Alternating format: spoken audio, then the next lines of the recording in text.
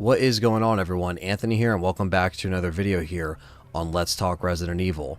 And this is a follow-up video that I did talking about the next-gen upgrades to Resident Evil 7, Resident Evil 2, and 3 Remake that Capcom announced on social media a few weeks ago. Well, they actually followed up on this thread on Twitter underneath their original post, and here's what they had to say in the updates. The first thing they added on here was upgrade patches for all three games will also be released for PC players at no additional cost when the PlayStation 5 and Xbox Series X and S versions launch. So that's something that we kind of knew was happening. We figured it would be free. This is something that is nice that they are adding for free. It's no additional cost, and no, people do not have to pay to get some of these upgrades. The people that are making and designing these are already getting paid, It's fine if they're free. You don't have to pay for every additional upgrade on games that you bought a few years ago, and that's just my opinion.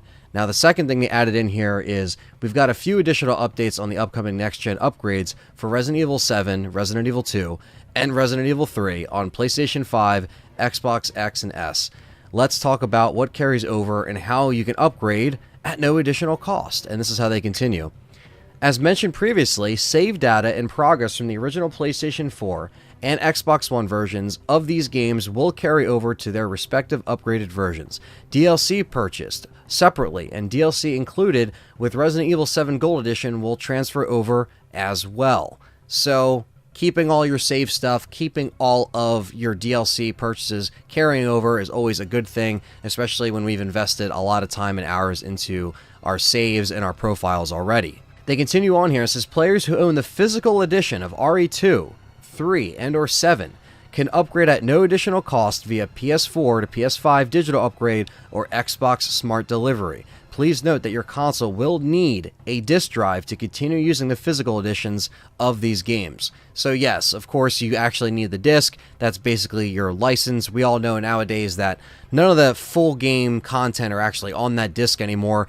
That disc is basically your license to prove that you own the game. So popping that in will give you the immediate next upgrade, no additional cost. And last but not least, they say next-gen physical editions aren't planned right now, but all three games will be available digitally on PS5 and Xbox Series X and S. As noted above, PS4 and Xbox One discs and all PS4 and Xbox One digital editions of the game will be eligible for an upgrade.